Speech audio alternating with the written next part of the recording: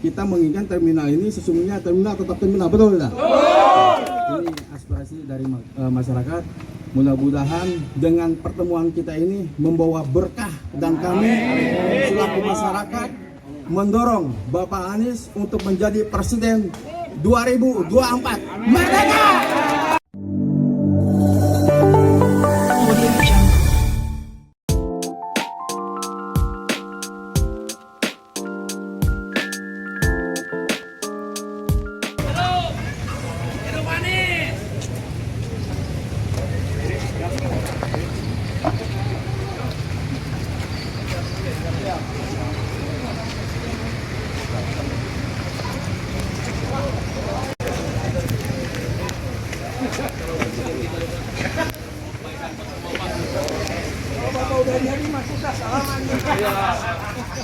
Ayo Pak Anies, sukses Pak Anies.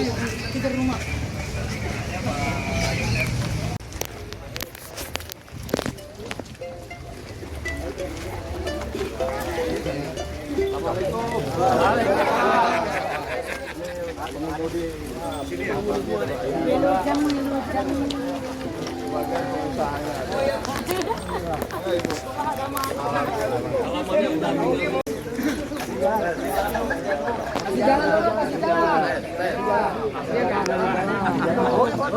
Enak Pak, lihat jelas Bapak presiden orang.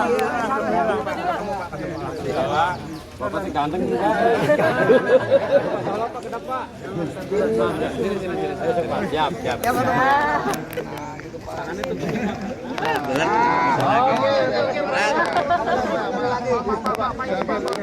Kasih jalan dulu, kasih jalan dulu.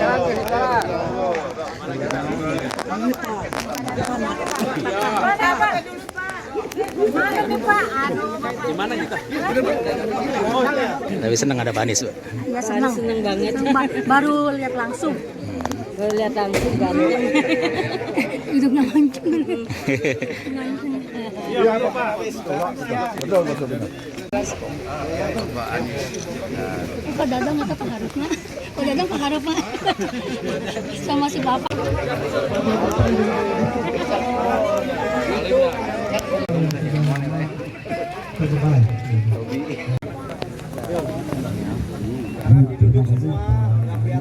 Assalamualaikum Bapak dan Ibu.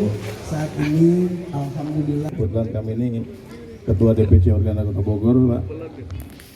Jadi memang transportasi ini banyak sekali kendala-kendalanya, apalagi setelah to the point aja Pak ya, setelah COVID itu sangat memprihatinkan semua, dari angkot, AKDP, AKAP, itu semuanya Pak.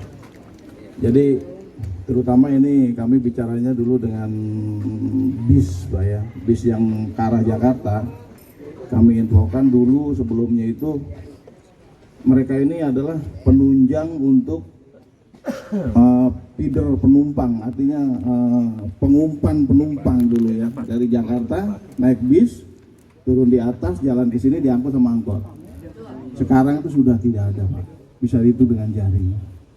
Nah permasalahannya apa? Karena selama 3 tahun kemarin kita mengetahui bersama memang itu ujian sangat berat di transportasi. Jadi kendala kita kereta Pak. Terus terang saja, kereta api itu kan subsidi Pak. Subsidinya itu 5 kali lipat dari bus. Jadi kalau tiket bus 25.000 ke Jakarta, dia cuma 5.000 ke Jakarta. Itu yang menjadi ketimpangan, akhirnya terjadilah yang namanya efek domino Pak. Nah, karena dia sudah terbiasa, akibatnya dari awalnya itu kan ada physical distancing itu Pak ya. Ketika kereta dibatasin, oke 50%, tapi kan tiketnya nggak naik ya Pak. Tetap sebegitu. Tapi bus diberikan peluang untuk nyari penumpang, physical distancing 50%, secara otomatis dia naik 2 kali lipat. Bukannya turun malah naik kan harga tiketnya, karena dikurangi per jumlah penumpang itu. Nah akibatnya mereka beralih ke kereta. Karena udah kadung enak duduk di kereta, pantatnya udah berakar gitu Pak. Sampai sekarang akhirnya nggak mau lagi pindah ke sini gitu kan. Nah itu. Jadi efek dominonya ini akhirnya ke angkot. teman-teman angkot juga akhirnya kena imbas, kena efeknya yang sangat berat. Tadinya kan ke sini Pak, jadi sebelum ada itu kan stasiun oke, terminal Baranangsia juga oke penumpangnya, gitu kan. Enggak, setelah COVID kan kita kan dibatasi nih Pak, karena ada swab, ada surat apa segala macam itu kan, dibatasi 50%. Pada akhirnya penumpang itu lari ke kereta karena lebih murah tiketnya. Kalau sekarang naik angkot Pak, naik angkot. Tuh. Tapi sekarang ini sudah beralih lagi transportasi kan Pak, macam-macam kan, terutama motor itu. Mudahnya leasing motor. Motor itu yang sangat dominan menarik penumpang. Jadi sekarang menggunakan kereta. Nah sekarang bis sudah mulai ditinggalkan Pak. Dari biasanya di sini sekitar 400 unit, paling sekarang sekitar 40. Ya per hari yang ke Jakarta. Itu pun tidak full time gitu ya, dari jam 5 pagi sampai jam 9 malam kalau dulu kan. Sekarang jam 5 sudah selesai, jam 5 sore udah nggak ada penumpang Pak. Itu efeknya, akhirnya lari ke yang lain, termasuk angkot juga terpengaruh, penumpangnya akhirnya bergeser, macam-macam. Nah intinya kami sangat mengharapkan sekali contoh yang Pak Anies sudah jalankan di Jakarta. Jadi si pengusaha itu mendapatkan kepastian pendapatan dari BTS bus itu kan Pak, karena dibayarnya per kilometer. Jadi ada penumpang, tidak ada penumpang tetap dibayar. Nah yang kedua keuntungannya untuk mereka itu adalah pemerataan pendapatan. Jadi kan dapatnya rata semua. Gitu Pak, itu yang sangat kami harapkan di Kota Bogor ini, termasuk angkotnya juga dibina seperti itu, gitu Pak. Jadi kami semuanya hidup kembali nih, angkot-angkot kita, bus-bus kita yang ada di sini. Itu secara global sekarang yang kami rasakan itu, begitu Pak Anies. Mungkin Bapak dan Ibu perlu kami sampaikan juga mungkin tadi pertanyaan Pak Anies. Dari rumah saat ini ke stasiun tidak naik angkot, 4 trip. Nah sekarang 4 hari serit, gitu kan? 4 hari dulu. Jadi ini terbalik jauh sangat jauh gitu Pak. Nah mungkin itu saja. Sekarang barangkali calon presiden Republik Indonesia. Merdeka! Dan tidak lupa juga buat ketua Organda Parlemen dan teman-teman yang tidak bisa saya sebutkan satu persatu, baik Pak Presiden,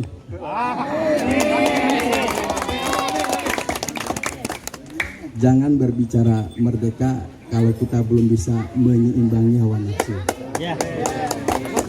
Kami dari rakyat, apabila Pak Anies terpilih menjadi presiden, jangan sampai salah memilih staf. Berikan pada ahlinya. Hancurnya negeri ini kalau kita salah memilih staf, prabawa-bawahan, apalagi korup. Nah itu yang tidak diinginkan oleh masyarakat. Baik Pak Anies, ini kami lupa nama saya Teddy Irawan, Ketua Komunitas Ketua dari Komunitas Pemusliman Bandung Siang, ingin menyampaikan aspirasi bahwa mungkin Pak Anies begitu masuk pintu terminal Baranang Siang, kok terminal Baranang Siang tipe A seperti ini kan gitu.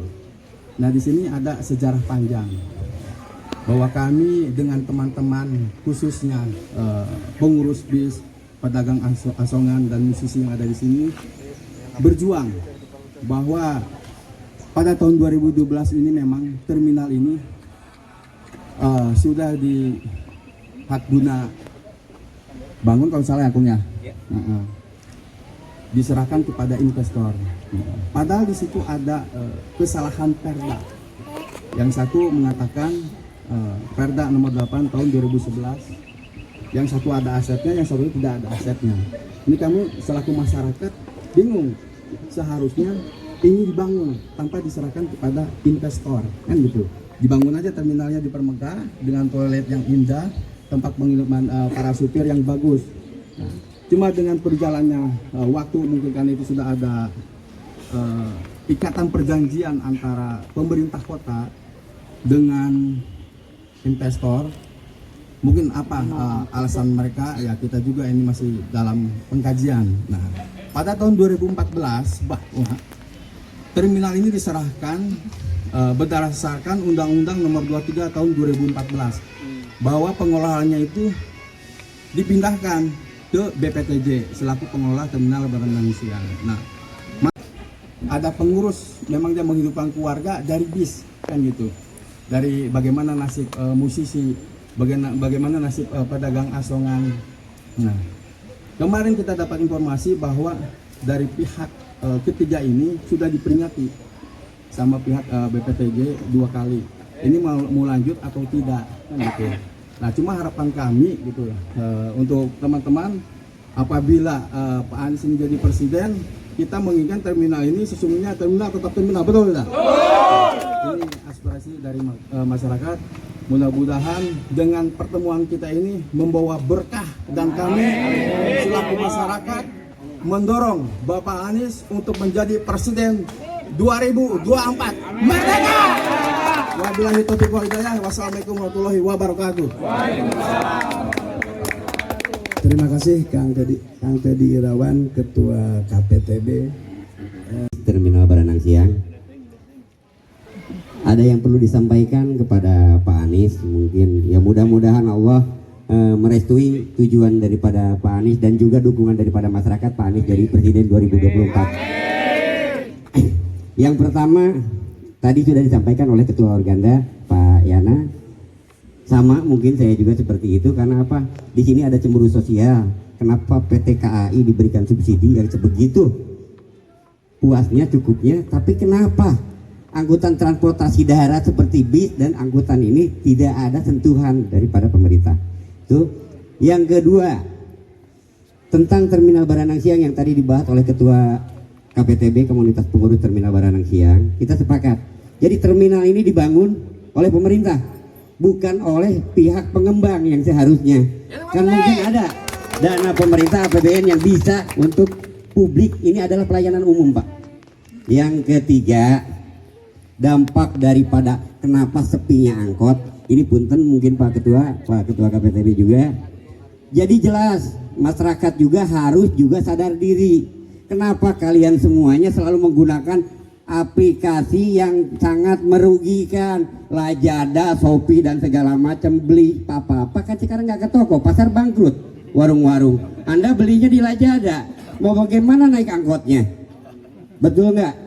Ini aja yang harus disadari sama masyarakat juga. Jadi jangan selalu menyalahkan, tapi sadar diri kita juga salah kan gitu ya. Intinya itu mungkin kalau dari saya Pak Anies, dan kalau bisa dibatasi aplikasi ini. Terima kasih. Baik, terima kasih Pak Budiana.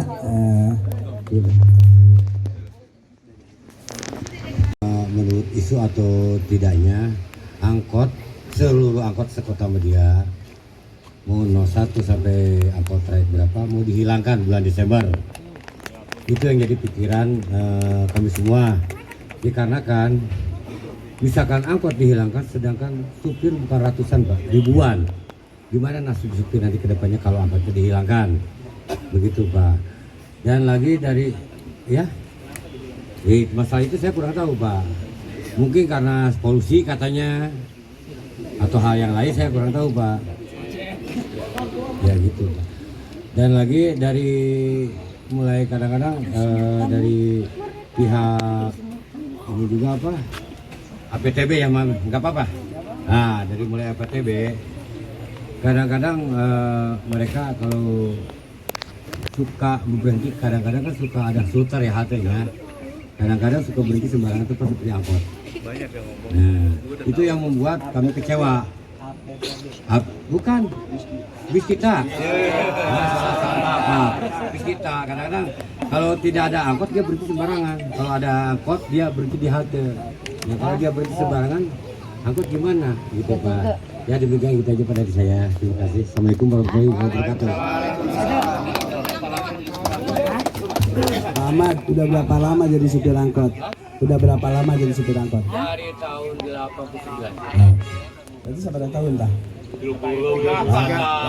Siap. Gitu, Pak. Jadi angkotnya akan tetap ada. Dan selama manusia dilahirkan, saya yakin insya Allah angkot akan tetap ada. Gitu, Pak. Hanya memang pergeseran inilah, digeser, dipindah, bagaimana? Karena muatannya ini sudah tidak ada. Contoh SSA, seputaran SSA itu tidak ada, misalkan dihilangkan bahasa koran kemarin itu kan, bahwa itu dihilangkan. Itu bukan dihilangkan, Pak, karena memang pusat-pusatnya perbelanjaan, pasarnya itu habis, Pak. Pasarnya ditutup. Jadi kalaupun kita memaksakan ke sana, pasarnya itu pindah titiknya ke Warung Jambu dan ke Sukasari. Jadi kalau kita paksakan ke sana, secara teorinya muatan, tidak akan ada muatan gitulah kalau. Jadi pemerintah Kota Bogor dalam hal ini memikirkan itu, Pak. Intinya supaya maju. Hanya tadi kan Bapak kekhawatiran. Ya, khawatir wajar. Wajar.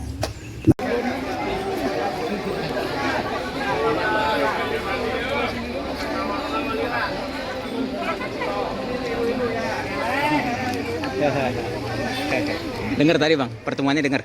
Dengar masalah. Puas gak tadi? Alhamdulillah.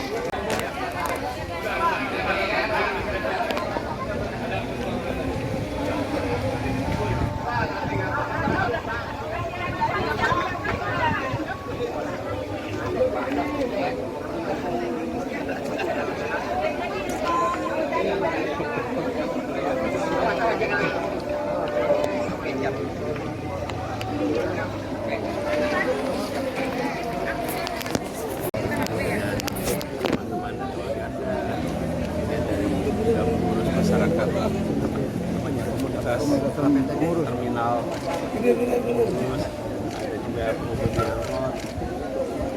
Kami tadi mendengarkan apa saja yang menjadi aspirasi, hal-hal apa yang diharapkan bisa menjadi agenda perubahan. Kebetulan ketika kami di Jakarta, salah satu transformasi yang kita lakukan adalah transformasi pengintegrasian transportasi umum, yang itu kemudian berhasil membuat coverage kendaraan umum di Jakarta dari mengcover 42% wilayah Jakarta menjadi lebih dari 90%. Kemudian penumpang harian kendaraan umum dari sekitar 350.000 menjadi 1 juta penumpang per hari. Dan itu dilakukan melalui pembentukan sebuah sistem namanya Jaklingko.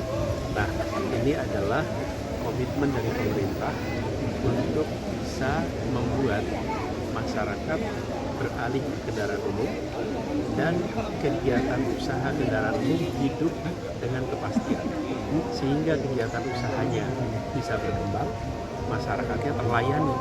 Nah, itulah sistem yang selama ini dibangun di Jakarta. Jadi kami mendengar apa yang menjadi aspirasi, dan mudah-mudahan ini menjadi bahan bagi kami untuk nanti menyusun kebijakan, karena persoalan transportasi umum bukan hanya dialami oleh 1-2 kota, tapi kota-kota di seluruh Indonesia memerlukan solusi kendaraan mobilitas dalam kota yang baik, yang benar. Karena begini, salah satu indikator, bukan satu-satunya, salah satu indikator kemajuan sebuah kota adalah majunya fasilitas transportasi umum. Semakin banyak penduduk kota menggunakan kendaraan umum, maka kota akan menjadi makin maju. Dan tentu saja polusi bisa berkurang, kemacetan juga bisa berkurang. Itu. Jadi tadi ngobrol, senang sekali mendengar aspirasi dari mereka, dan mereka semua adalah pelaku. Tadi saya sampaikan, punya kewenangan bukan berarti punya pengetahuan.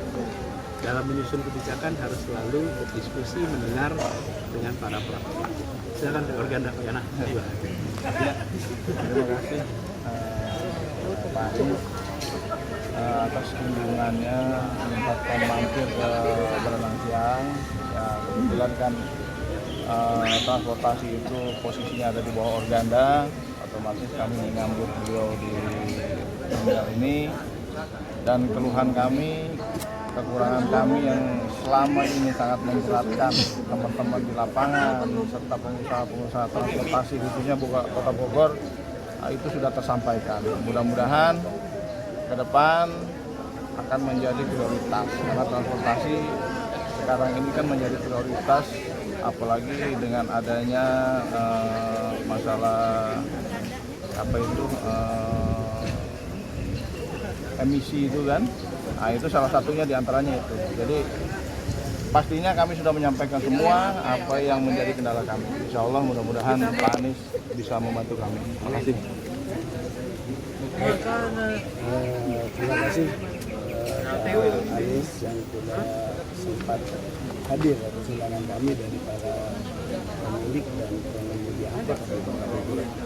Karena memang Kota Bogor saat ini sedang gamang bimbang teman-teman pengemudi itu ketakutan, kemudian dan lain sebagainya lah dengan program-program yang memang sedang diluncurkan di Kota Bogor. Hanya mungkin karena tadi sosialisasi yang memang belum sampai, kemudian yang sosialisasi yang terpotong, akibatnya mungkin seperti itu. Kekhawatiran itu muncul karena tidak sampai dan belum ada kata belum dipahami barangkali. Mungkin itu saja. Baik, terima kasih. Ya, kami selaku dari perwakilan Lintas Bumi Istimewa Barat Siang APTB yang tentunya sangat puas dengan kedatangan calon presiden Bapak Anies Baswedan. Mudah-mudahan beliau ketika menjadi presiden bisa membereskan persoalan di negeri ini, terutama di Kota Bogor. Mungkin itu saja yang saya sampaikan. Wabillahi taufiq wal hidayah. Wassalamualaikum warahmatullahi wabarakatuh. Waalaikumsalam. Terima kasih. Hidup Anies! Hidup Anies!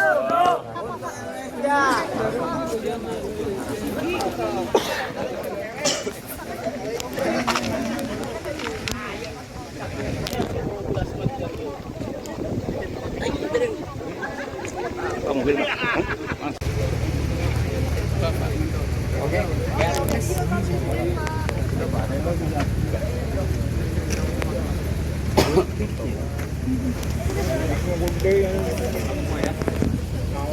Gimana nih?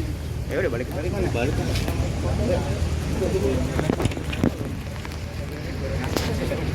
Bang.